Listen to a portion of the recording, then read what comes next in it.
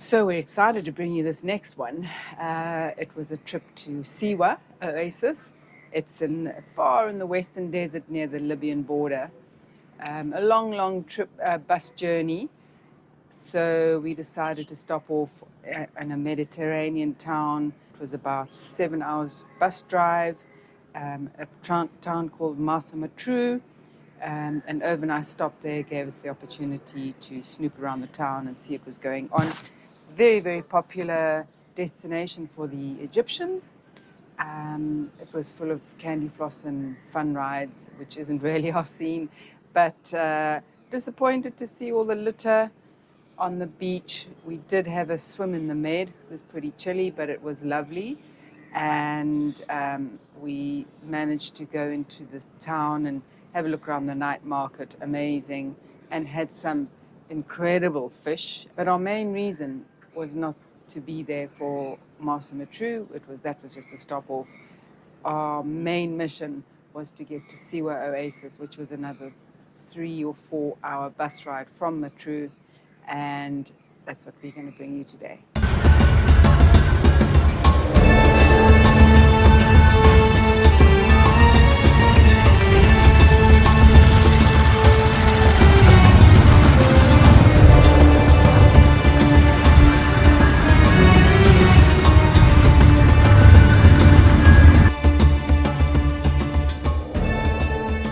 Siwa is a long way from anywhere. It's right in the western desert, as I said. So the drive from Marsa Matrouh took about 3 hours through very featureless, pretty boring, whitish plains with the occasional tree, saw the occasional camel. And so it wasn't that enthralling, but suddenly, after a while, the landscape changed and we descended through gullies and ridges, which was at the top of the Cleopatra Depression.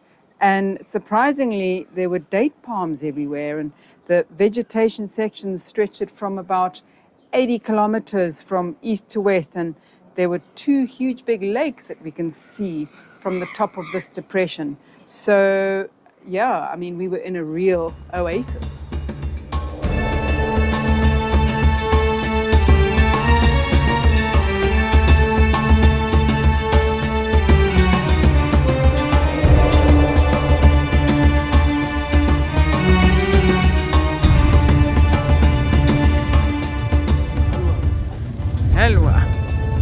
Helwa Awi.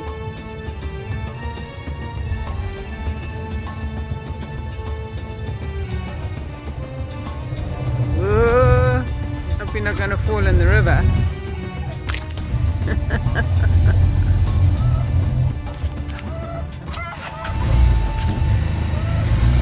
Someone's laid an egg.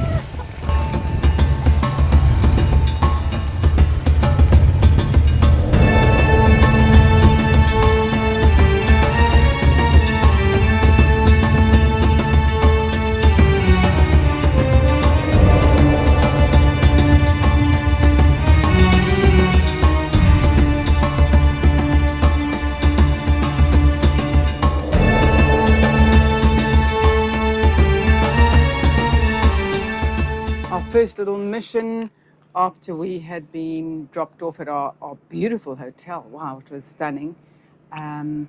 We went to the Hill of the Dead, Gebel al-Matwa, and we arrived there as the sun was setting and this barren hill became this golden hue. It was absolutely beautiful. It's a mausoleum for the dead, and basically we didn't get to see much of it. But it was the view of the surrounding trees, the golden hue of the hill, and the distant lakes that captured our attention. With our incessant search for places of natural beauty and places to get away from it all, we heard about this place called Bir Wahed, another oasis in the middle of the desert.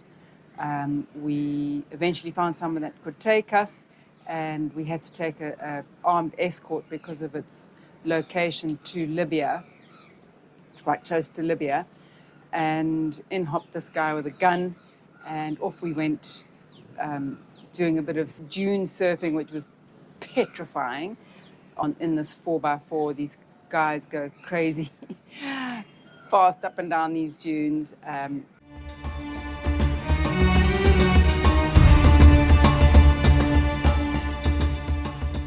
We eventually got to Bir Wahid, which was a natural spring, a sulfur spring full of natural salts. Really cool to go and jump in this hot water and have a glass of their delicious Egyptian tea. Very sweet but very delicious. On top of a sand dune, we sat down and they made a fire for us, and again had a lovely cup of tea, watching the beautiful sun go down.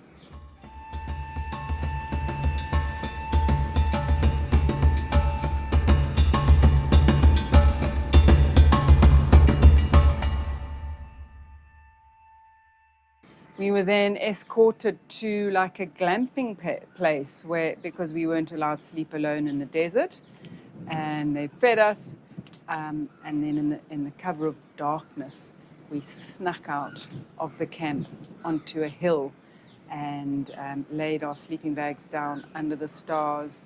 Absolutely glorious. We weren't caught, of course, but had an incredible night under the stars, doing what we love best in nature. Oops, that sounded a bit bad, but no, we're watching the stars.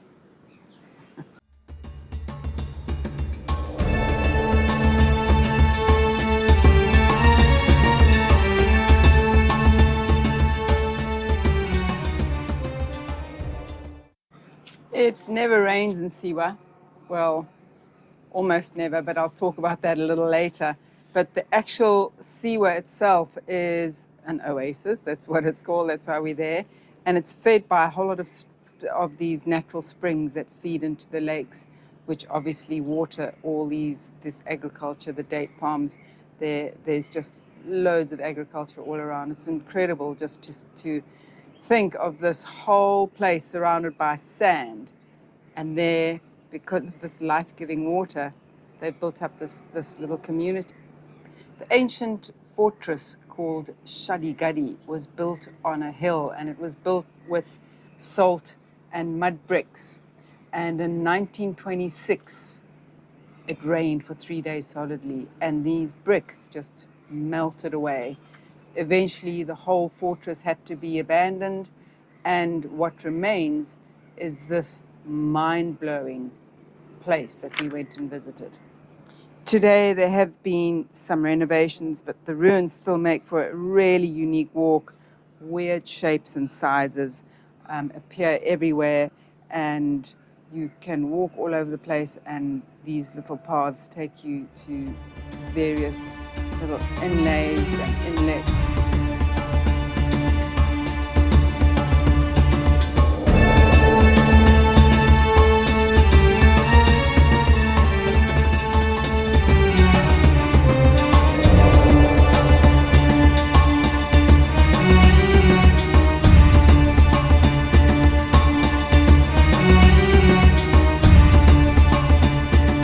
The next mission was the main reason that we came to Siwa, is that Jeremy wanted to stand in the very place where Alexander the Great had stood to come and consult the Oracle. This was our mission, and we went to find it at Temple Amun Ra. I asked Jeremy to write down his account of this mission, and so I'll read this. The ruins of this temple were a great draw card, for it was here in the year 332 BC that Alexander the Great sought and indeed gained confirmation from the resident oracle that he was indeed a god and destined to conquer the whole world. The inner sanctum stands in the midst of a pile of rubble and ruins, and it's still intact enough to see where the oracle would have hidden and where Alexander would have stood for this consultation. In fact, on entering, one stands in the exact same spot where Alexander would have stood. Fellow travelers we were, united in space, though not in time. It would have been a risky undertaking in those days because there were no roads. It was just a desert. There were bandits that attacked them. It was said that the journey took 7 days, and he got lost because it's just sand there. And the only way that he managed to find Siwa was by following a flock of birds that flew overhead. Indeed, the great sand sea of the south is reputed to have swallowed up an entire army of 50,000 Persian soldiers in 525 BC that were sent from the Nile to occupy the city. So we did get to stand in exactly the same spot that Alexander the Great did.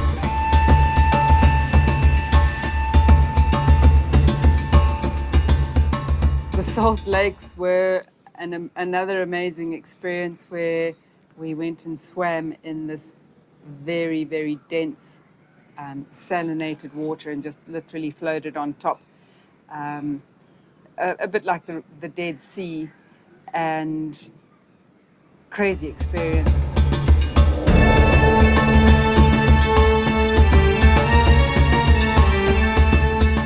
Got quite stingy, and it was really, really a relief to go and jump into the Cleopatra Spring, which was this beautiful fresh water bubbling up from beneath the Earth's surface.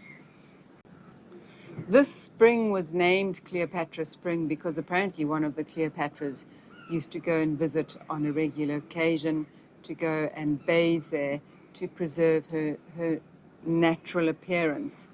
And I don't think it worked for us.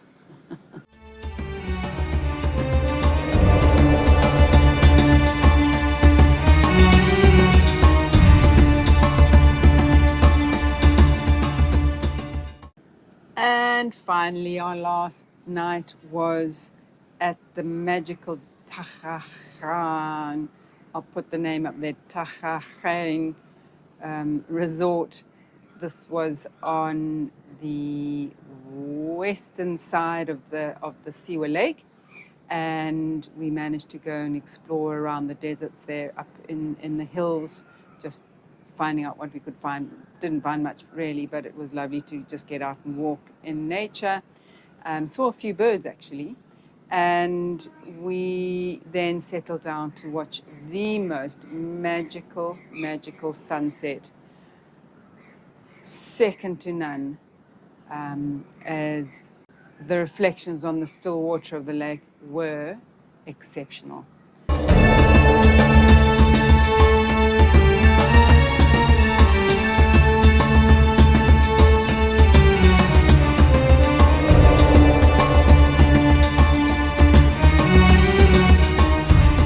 So in all, our trip to Siwa was fantastic, highly recommended, and traveled back to Cairo feeling really invigorated and super happy that we made the effort to get there.